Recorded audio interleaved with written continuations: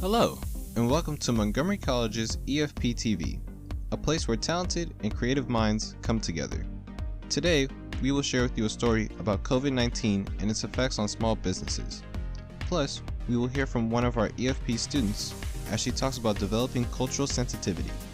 Also, we will talk to a pair of EFP students about emergency financial aid information for Montgomery College students. Later, we will hear about fashion trends from an EFP fashion expert. And of course, we cannot forget about our informative student PSAs. We have a lot in store for you, so get ready because EFP TV starts right now.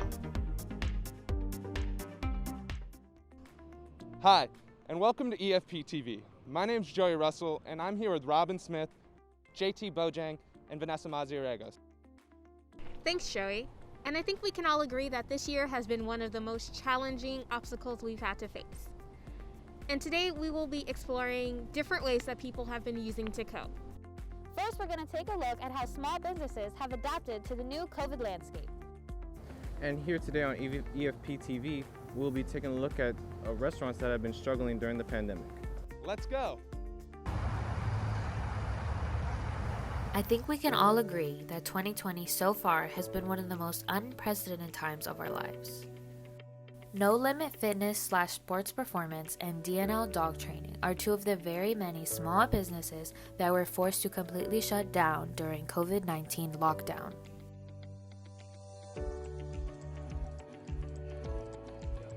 Not everybody had the luxury to work from home whilst providing for their family. COVID initially had a very negative effect because gyms were closed down completely. We classify under a boutique gym, so we could run operations for the beginning part of the stay-at-home order, but once Maryland locked down hard, we had to close shop, and meaning no money coming in. Mandatory rules and regulations were put in place to keep everybody safe as these small businesses slowly started to reopen. Having a face covering at all times, sanitization of all equipment, and more than 6 feet apart at all times are just some of the mandatory rules that are put in place.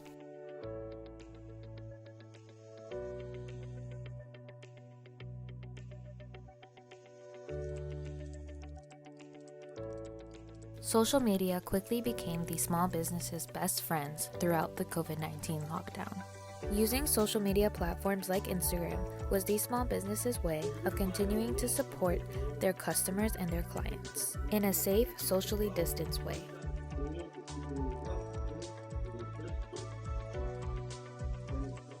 Although COVID-19 had its fair share of negative impacts on small businesses, some of these small businesses still found a way to stay positive and do their best to keep their business up and running. So since COVID, I've been really motivated to just keep going hard. I've seen a lot of people lose their jobs, including me. I really found my passion with this dog training, and a year later, I'm finally moved out. With all my dogs, I have more dogs than ever. Small businesses just like No Limit Fitness and Sports Performance and DNL Dog Training are continuing to grow and adapt to the new way of life every single day.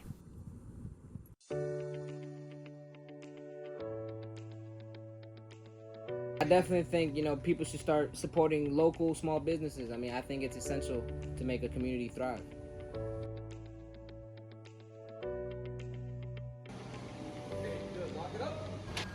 If you can, please go out and support any small local businesses in your area. Safely and socially distanced. It will be greatly appreciated. Thank you so much for watching. I'm Vanessa Mazariegos for EFP TV.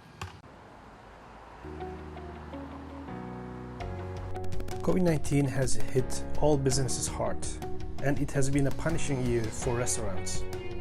As Americans stay inside and refrain from going out to eat, small and independently owned restaurants are facing massive uncertainty. Some of them had to shut down, some of them had to lay off their employees, some of them even don't know what to do, and some of them are trying to adapt themselves to welcome their customer again. In Bethesda, Maryland, like many other restaurants, Peter's Carryout adapted his business model during COVID-19. The restaurant owner Ned told us about his restaurant and its future during pandemic. My name is Ned. I've owned Peter's Carryout for 31 years. Now we are probably down 60-70%. Not much inside business. A lot of people are frightened to come in. We have our regulars that still support us and come in for carryout, and we've changed our hours. So we have 14 stools here. We used to turn those over probably around 7-8 times a day, maybe give or take. We have 10 people all day through the day sit here. It's just not, and that's spread out. We're open from 8 to 4:30 now. And then the evening business, like I said, is gone, shot. We're gonna hang in there the best we can. We get a lot of support from our regular customers, a lot of support. We get a lot of donations, really helps. It's probably gonna get a little worse before it gets any better. And I can't adjust, I can't keep changing my prices. So we're just being real careful and just really trying to watch everything. Like Ned said, it is probably getting worse before it gets better. Peter's Carryout is having hard times like other small businesses during pandemic. But thanks to their customers, they are still surviving. They want to get back their businesses after pandemic. For EFP-TV, Sinan Tufan. Those are some fascinating stories from MC's media program, but we have much more in store for you. Next year on EFP-TV, we're not only going to be spotlighting a local indie filmmaker in his journey through COVID, but also giving you guys some cool life hacks for green screens at home. But first, we have some student-produced PSAs. Let's take a look.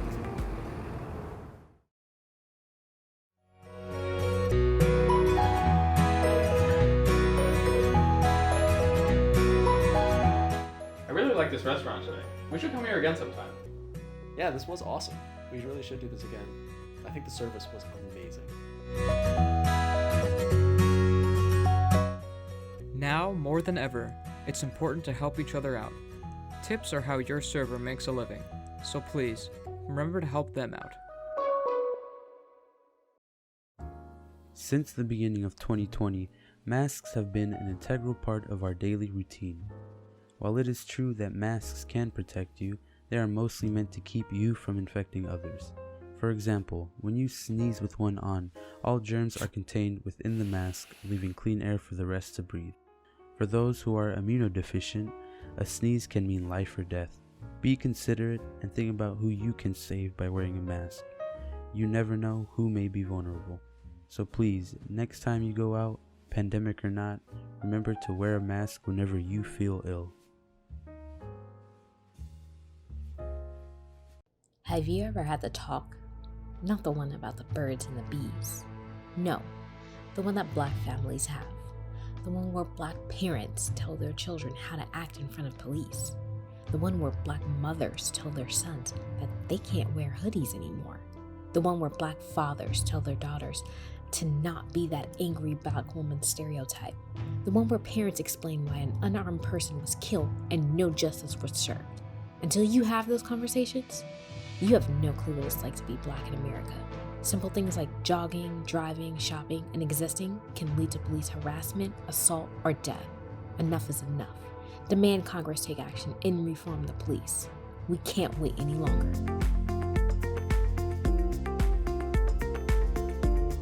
Welcome back. We are so excited to share the segment students prepared for you. Keep watching for anything that any film fan or student will be extremely interested in. You're right, Robin. And not only the stuff local and indie filmmakers are making, but also how to use a green screen, something necessary for a filmmaker and somebody who wants to have fun. Let's check it out. On March 19th, 2020, the state of California went into lockdown, and with it, the production of many major films came to a sudden halt. It's been over half a year since then, and the pandemic doesn't look like it's going to let up anytime soon. With the big filmmakers on ice, we turn our attention to local independent filmmakers to see what has kept them busy during this trying time. The pandemic has made it much more difficult to film. Hollywood has adapted by creating a safe environment where everyone involved is regularly tested and sanitized. As for independent film, safety is much harder to manage without the proper funding. This leads to unfinished projects and often cancellation. This hasn't stopped independent filmmakers from refining their skills, as platforms like YouTube allow them to continue their passion. Malik Stevens, a local independent filmmaker, is one of many who has had to make the transition to YouTube because of the pandemic. Over on YouTube, Steven has combined his two passions, fishing and film, as he waits for the world to return to normal. In the beginning, it was really it was sort of like a negative impact it had, just because I had done a lot of screenwriting before, and I planned on starting doing my own personal shooting and stuff on things that I've been working on. But COVID messed that up. So I love fishing, and I turned my focus to making a short documentary-esque style fishing videos until I can get back to what I'm doing. With most Hollywood movies being delayed far into 2021, this opens up more opportunities for independent films to be seen. I think movies are a permanent part of our culture. I think that maybe not as many people will go to theaters to see them in the future as they are now. And as I said before, I think that's a mixed blessing. On the one hand, we do miss that social experience of participating in a work of art collectively, so we feel each other's energy. But on the other hand, it means that a lot more people are going to be given a chance to actually show us their stuff. Hey, as Dr. Natural said in the 60s, the future lies ahead. Despite the pandemic, independent films have had more eyes on them than ever before. The internet has made it easier to stream films and even helped film festivals achieve record-breaking success this year. The Middleburg Film Festival is just one such example, having adapted their yearly routine to showcase their stunning catalog of movies online for everyone. The future is bright. There are many lessons to learn, and this is a valuable time to make anything. So please, go out and film safely. This has been Tommy Cruz from EFP-TV signing off.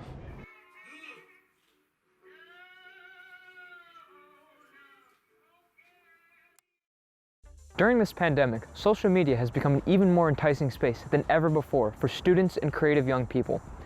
From live streams to how-to videos to viral TikTokers, everyone is trying to get an edge on the competition, and one way they do that is by using a green screen.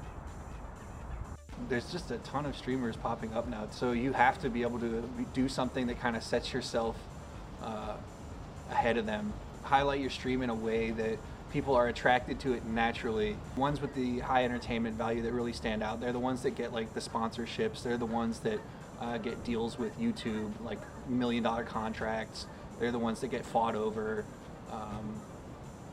They make the big bucks ultimately.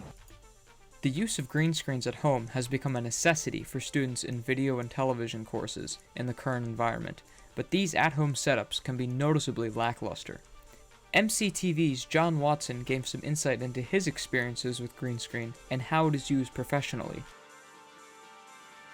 If you're trying to do a full virtual set or something more sophisticated, yes, you will need something more elaborate. But for most green screen applications that people are doing using post-production tools like Premiere or After Effects, I think if you can have the opportunity to do some green screen work, I think it will be something that you would find yourself using probably wherever you go. ENG style recording, and they use chroma keys. So I would say definitely getting some experience with it and learning how it works. That are in the $15 to $20 range that are full-sized green screens. Oh yeah. 7 feet by 5 feet. So, this can be done. For somebody to spend $20 on a piece of green cloth, if they're trying to make a home studio, makes sense. Now, just because campus is closed down, it doesn't mean you're completely out of luck. Here are a few locations that can help groups use this technology when they're looking for something a little more professional. The Celebro Studio is geared more towards a newscast or political talk show. Because of this, their regulations are a little stricter than average. If that's not a turn-off to you, their packages start at £950 plus tax. And contrary to your first impressions, they do also have dealings in US dollars. For those working on a slightly smaller budget, there are 3 websites that can be useful when working with green screen technology. Unscreen is a quick fix site that can get rid of a messed up background. Free clips are created from anything under 10 seconds, and if you go over that time, prices start at $2.99, varying depending on the total length of your video. If you find yourself away from your computer, but still need to edit the video you just created quickly, KineMaster has got you covered at only $4.99 per month, or $39.99 per year. This program comes with features that allow a creative editor to blend images and effects. One drawback is that you may still have to purchase a colored background from a craft store to get an instant chroma key. ChromaVid is an on-the-go app designed for active editors, using real-time effects that help give all the videos taken by your mobile phone that professional look for only $2.99 a year. This app has a built-in chroma key to add with real-time recording and allow social sharing once you're finished. Both apps do require the use of either an Android 4.0 and above or an iOS 12.0 or above model. Hopefully everyone's picked up a few pointers that they can use for their next production. For EFP-TV, I've been Chris Gallo. Thank you so much for watching. Welcome back, everyone. Anne-Marie here from home. Those were some interesting packages.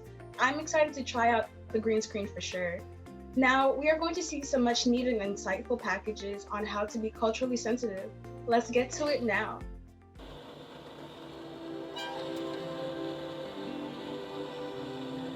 What comes to your mind when you think of Asian Americans? Maybe it's that they're studious, good in martial arts, or maybe it's the tiger parent who forces their kids to not just excel in school, but to also tackle a bunch of extracurricular activities. But no matter what, Asian Americans are often misunderstood and viewed as outsiders in this society. This is a common experience among Asian Americans who grew up here. My parents would always pack me sushi and other Asian meals in biendanghes. I also got teased a lot for bringing these strange exotic meals. Furthermore, Asian Americans are often tagged as the model minority and labeled successful. However, this can place immense pressure on them. Whether good or bad, stereotypes have a negative impact on society. I would say the model minority is a blessing and a curse. It's a curse in that we compete with ourselves and among others in order to achieve the desires that our parents and societies have for us. These generalizations can cause people to overlook the diversity within the Asian American community and the complexities of each subgroup. Truth is, Asia is composed of 48 countries, making Asian Americans a diverse group, each with their own culture. It is also vital to recognize that how Asians act is not necessarily a display of disrespect or lack of confidence. Rather, it may stem from their culture. This is explained by the executive director and co-founder of the Chinese Culture and Community Service Center, CCACC. And a lot of time, without saying a word about a certain issue, people will tend to mistaken that they were in agreement. CCACC works hard to reach out to Asians in the community because Asian Americans are people like anyone else. They have their struggles, their opinions, and their heritage, and they deserve to be respected. Just because they don't speak out doesn't mean that they shouldn't be heard. Learning their culture can help bridge the gap. You have to participate in some of the activities of the Asian community and help and better understand exactly why they are doing certain things the way they do. Becoming educated on Asian culture can bring about a respect and appreciation for this group of people. Bridging the culture gap can improve communication that can spark new insights and growth. It is essential to see beyond skin color, overcome biases, and develop an understanding and respect for different cultures. Together, we can build a stronger community and a better future. From EFP-TV, I'm Grace Yang. Those were some great topics, especially about working from home like Joey and me. Now it's time for a small break before we return with more great segments. Not only that, but we're going to show you some PSAs made by our students in the program to improve the community. So let's get to those before we return with more stories.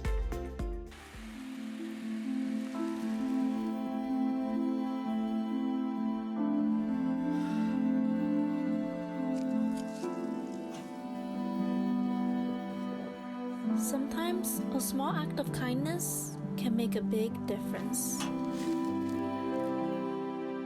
Take some time today to give the gift of joy.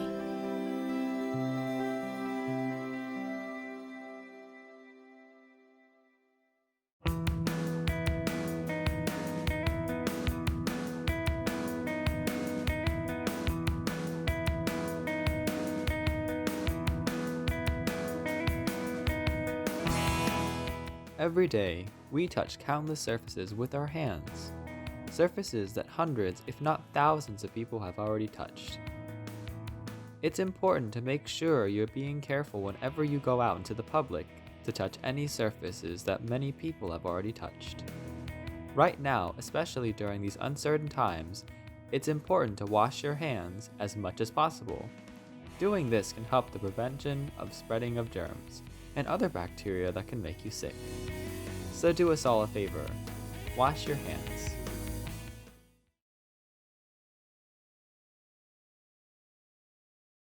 And we're back with more EFP-TV. Coming up next, we explore how financial aid students has been adapting this year, followed up by a look into how some people's careers have changed while staying at home.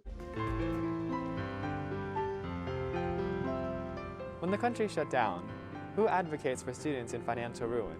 I'm Christian Boyd, and today we're going to be discussing the economic toll that COVID-19 is taking on Montgomery College students. MC students are still feeling the effects of the pandemic. With 40% of Montgomery College students needing financial aid, some are even forgoing this semester and choosing to work full-time instead. That is, if they can even find employment. That desperation is causing more MC students to turn to emergency financial aid.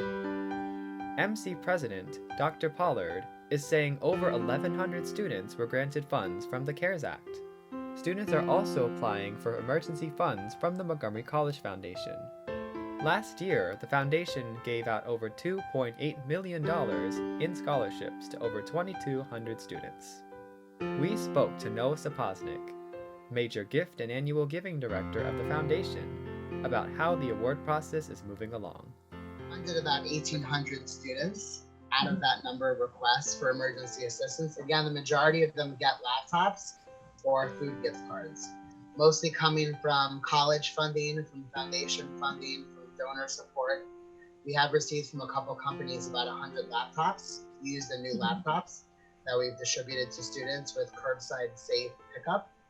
But we've also had a significant number of e-gift cards, mostly for Target, for food, given out to students on a rolling basis. The foundation says they will continue to assist students in need. We have food pantries on all 3 campuses. We have the Shaw Center at Rockville campus. We have money for scholarships, which is completely separate, and we have money for emergency assistance, yes. MontgomeryCollege.edu, like education/give, is the quickest, easiest place to donate.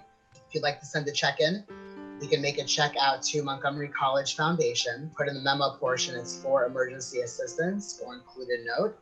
And you can mail it to Montgomery College at 9221 Corporate Boulevard, Rockville, Maryland, 20850. Meanwhile, the foundation is still continuing to receive donations, many of which consist of specialized equipment needed for classes and school supplies for some students. Kayla, a current MC student, says the process to applying is simple. So as a student applying for emergency financial assistance through MC, I would go to, of course, Montgomery College's website, and then I know there's 2 different versions. So like if I was going to do the CARES Act, I would probably search for it, CARES Act financial assistance, and then type it in, and then it asks for simple questions like my MC number, name, have I been affected with a certain amount, and then what I would be needing it for. So like if it's for groceries or for gas or household things, then I would just go through the application and hit submit. The foundation says it's ready to help students in the spring semester. Hopefully by then, things will return back to normal. Well, that's all the time we have for today. I'm Christian Boyd with EFP-TV. When we think about COVID, we think of social distancing, masks, quarantine, and restricted travel. But what about the jobs that had to find a different approach to their already perfected work routines? Public relations is a job that requires a lot of travel in order to promote your clients and their projects. Renee Kelly is a public relations manager with almost 25 years of experience in her own PR firm, Renee Kelly PR. And with a track record as impressive as hers, travel is crucial. So I had a client that was working on a special for Amazon Prime that had to shut down. I've had clients that their whole career is TV, and they've had to shut that down due to COVID. So in the meantime, we've shifted to really focusing on social media, and depending on who their demographic is, if it's the younger crowd, then it's Instagram and TikTok. If it's an older crowd, we do a lot of publicity on Facebook and Instagram. So it just depends on who the client is.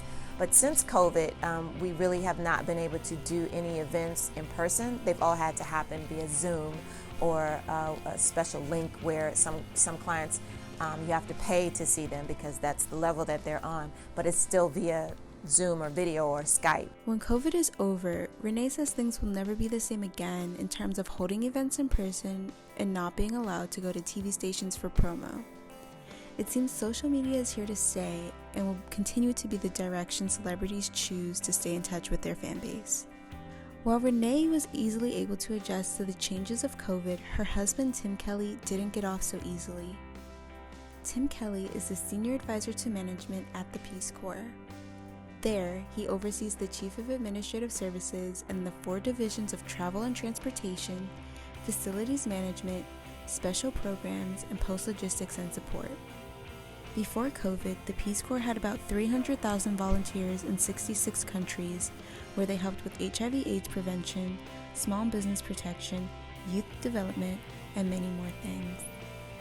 Because of COVID, I think it was January 18th when the COVID-19 virus was not made aware, because we knew far back in December, but around January when Wuhan, China was hit very hard. China was our first post that we evacuated, I think about 700 volunteers, and we did that in over 3 days. After COVID, Tim believes the Peace Corps will form co-op agreements with the State Department and United Nations to handle future outbreaks. He also believes that out of the 66 countries, only 2 will be allowed to be worked in again. It was very interesting to see the different approaches that had to be made due to COVID. It's been a difficult process for us all, but hopefully our transition into the next segment goes a lot smoother. For EFP-TV, I'm Dominique Chitums. Back to you guys. Wow, I'm sure we can all relate to those working from home on some level, am I right? Next here on EFP-TV, let's take a look at some environmental tips on how to keep our waters clean for not only the wildlife, but our home state itself. We still have a lot more pieces to show you, but first we have some student-produced PSAs. Don't go anywhere.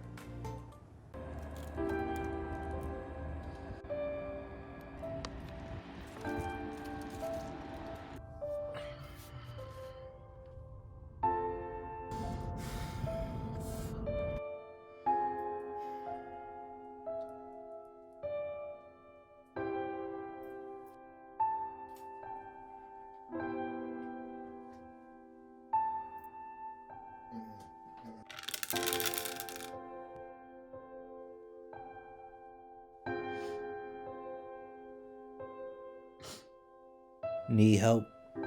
Call the 24-hour crisis center today.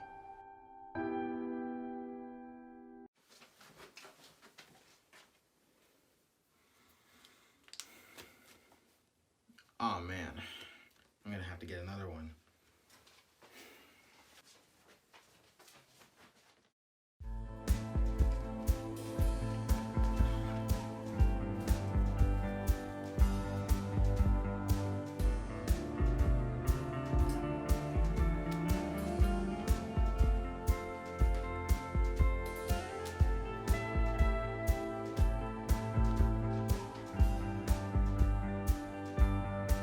You wouldn't do this indoors, so why are you doing it outdoors? Please, take care of our planet.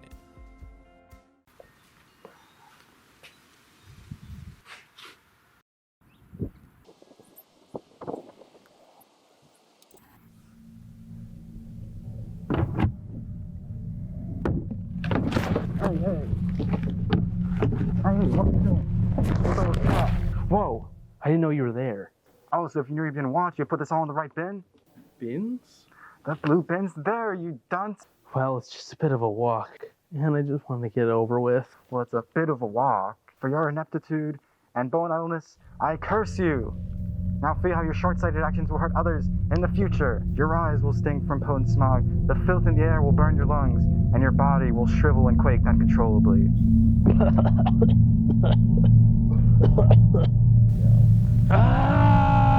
Stop! All I ask is that you recycle properly. It's the easiest thing a person can do to help the world around them. But there's more that you recycle than just papers. Take-out food containers, DVDs, and batteries are all objects that are normally just tossed out, but you can recycle. Remember, all you need to do to save the planet is to use the 3 R's. Reduce, reuse, and recycle. You don't need to send a container all the way to the recycling plant. Just use it to store something. And you don't need a new plastic water bottle every day. By taking some small and easy steps, you too can help the world become a better place. Thank you, Spirit!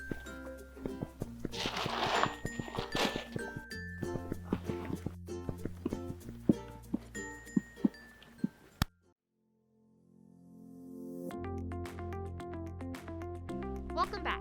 Environmental issues have been a hot topic the last few years, and those concerns did not disappear during the pandemic. Marylanders are all familiar with the Chesapeake Bay and its impact on the environment. Let me take you with me as we look to see what is being done to restore the health of our beloved bay. As the weather gets colder, our thoughts of being outside just aren't there. But our waterways still need our help. Let's take a look at some of the efforts to restore and maintain the Chesapeake Bay. Come on! Every year, millions of people head to the Chesapeake Bay for food, fun, and laughs. But as the fun rages on, a problem remains: pollution in the water. The largest non-point source of pollution entering the Chesapeake Bay comes from agriculture. Since 1973, the Clean Water Act has promised to restore and maintain the chemical, physical, and biological state of the bay. Montgomery County is located in the larger Chesapeake Bay watershed with over 1,500 miles of streams. All of the water that is from or runs through Montgomery County goes to the bay, and humans are only one of the many environmental threats to the bay. Weather plays a crucial role in its health and welfare. It's also responsible for increased pollution. In the summer of 2018, Marylanders experienced record rainfall levels, which resulted in increased runoff from farms, fields, and city streets. This runoff runs into the Chesapeake Bay and causes phosphates, nitrates, and water clarity to drop. We spoke with David Tana, Maryland Outreach Manager at the Chesapeake Bay Foundation, to tell us about the state of the bay. Local creek or stream, it runs into a larger creek, stream, or river. That river meets up with a bigger river, and then that ultimately, at least in our area, goes to the Chesapeake Bay. It's about land use. When we think about the bay, they want to address the problems in the bay. They're like, so what are you doing to clean trash out of it? What are you doing to help the fish? Do you have a skimmer? Are you removing pollutants from the bay directly? And it's not about that per se. It's really about what we're doing upstream. It's all of our human activities on land that are impacting the watershed. Contributing to the restoration of the bay doesn't have to be complicated. Activities such as cleaning up local streams and planting a tree have a significant downstream impact on the bay. You can also get involved in local park and stream cleanups. We spoke with Lynn Vesmara about how students can get involved in local cleanup groups. But we have certain requirements, and which includes they have to fill out a waiver that our legal department figured out. And then they also have to have groups under 50, which is the county, or 50 as the max, which is the county law or whatever regulation right now. And we have set that we want at least 1 leader per 10 people because we just want people to be managed safely. And then if they can't maintain 6-foot distance, they have to wear a mask unless it's a family member. Now, if you don't want to join a local cleanup, don't worry. You can host your own by contacting Lynn Vesmara with Montgomery County Parks Division. The overall health and restoration of the bay relies solely on community efforts, especially in Montgomery County. After talking to these professionals today, I'm definitely going to start my own cleanup group. For EFP-TV, I'm Joey Russell. Who knew the Chesapeake Bay was anything other than beautiful? Okay, let's end the day with some fun fashion trends and some very underrated bookstore news. There are a lot of creative minds here at Montgomery College and right here at EFP-TV. We have a bunch more interesting pieces coming up, but first, we have our student-produced PSAs. Don't go anywhere.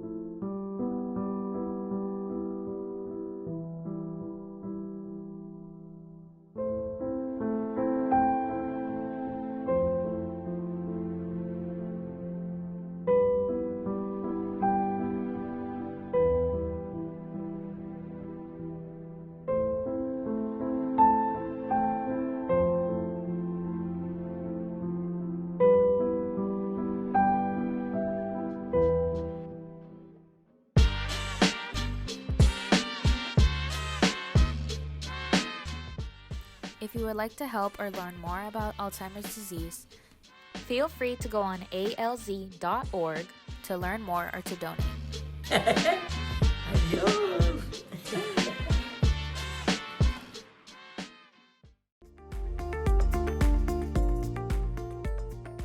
Hello and welcome back to EFP-TV. I'm your virtual host, Anne-Marie. And next here on EFP-TV, we are going to be taking a look at some insights on local bookstores and have some fun fashion trends to look forward to into the new year. We all have been to the bookstore once in our life. A fun and a knowledge place to be at that keep us loving about books and talking about them. Bookstores gives you ideas that you can imagine. You can just look a book and to see you might want it. Bookstores have been with us for a long time, and now they face scary times as some bookstores are closing down. Therefore, we as a community on why we should support this place and why bookstores are still important. My name is Elizabeth Margolonis. I work at Barnes & Noble. I think bookstores are important because they are a place for community gathering and also knowledge. I think they provide a place outside of libraries for people to come and read, which is really important because it builds empathy and knowledge, and those are two really important things for school, but also more for life.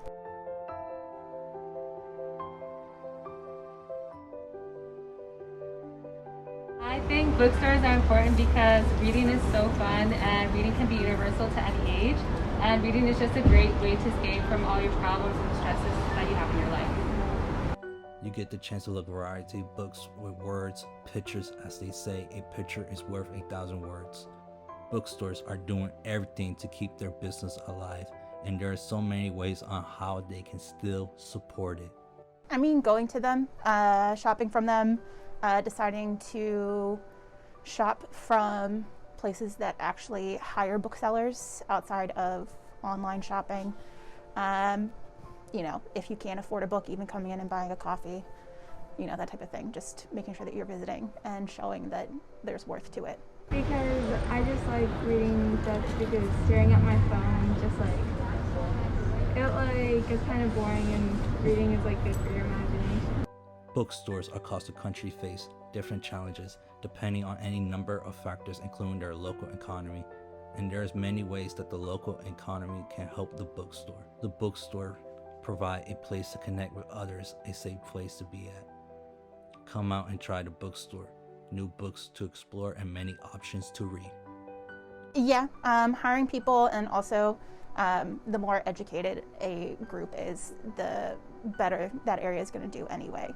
So having those resources available without having to be in an academic setting is important too.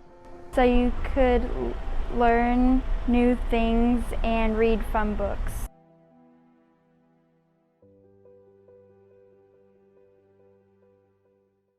Good afternoon, MCTV. I'm your host, Anne-Marie Akpan, and for today's news, we speak on the fashion industry and how it has and will affect this pandemic for 2021. Influencers are not the only ones who are affected by the pandemic. Retail and online stores are also affected as well, just like H&M. According to the Business of Fashion, Sweden's H&M said on Thursday it was in talks with tens of thousands of its staff about shortening work hours with the firm among many retailers hit by the coronavirus pandemic and fewer customers in many markets.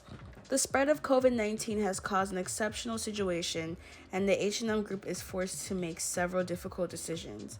A company spokeswoman said in her statement to Reuters, the writer for Business of Fashion, dialogue with employees on a temporarily shortened working hours affecting tens of thousands of employees globally has been initiated in several markets.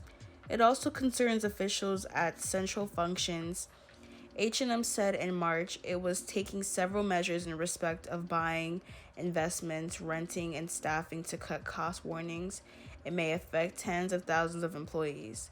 At that time, it also said it had decided to scrap its proposed dividend in historic more at a time when 70% of its stores were temporarily closed due to the virus. H&M is due to publish its full earning report for December through February. Its fiscal first quarter on Friday. It has grew already that sales in the quarter grew 8%. COVID-19 has definitely made me rethink a lot of my fashion choices, especially trying to be protective. It's made me more conservative more than I usually be. And just trying to have something that can align with the color of my mask or getting the proper color mask. And just being mindful of, open areas and multi-surfaces. I want to wear something that's long and that can cover me, where it's like I'm not as exposed as I would be on the regulars. How do you think 2020 fashion trends are going to be? Like, what do you think we're going to see for next year? Like, what's the trends? What do you think? Right now, I feel like the trends for next year are going to be very interesting. Okay. Especially with the new, upcoming fashion designers and things. And with COVID-19, it's kind of made every designer rethink their process. What can we wear? What should we wear? But that can also be fashionable as well as safe. So what are we looking forward to? Like, are we looking at prints? What are we looking at monochromatic? What do you see for next year? I feel like this upcoming year, prints are going to be very much in style. We already see it now with the snake skin, with the cow print. I also see the cheetah print coming back into style. Like the Y2K, early 2000s fashion. I see a lot of that coming back with the thong showing and with the mini bags. So I think you could see a lot of 2000s/mid-2000s interplay, but with our own new, fresh kind of Gen Z spin on it. The fashion industry will transform and adjust and will trend in the market for college students who want to be a part of this field, whether they're an ambassador, an influencer, or a designer. Always remember that fashion provides a foundational part of everyone, the way that we are looked on. I'm Anne-Marie Akpan, and this is MCTV. Thank you. Well, it looks like I've got a lot of preparation to do if I want to look my best next year. I hope you all enjoyed our take on the ways the worldwide pandemic has affected our area. I'm Joey Russell. I'm Vanessa Mazariegos. And I'm Anne-Marie Akpan. And I'm JT Bojang. And I'm Robin Smith. Thanks for tuning in for this installment of EFP-TV. Stay safe, and we'll see you next time.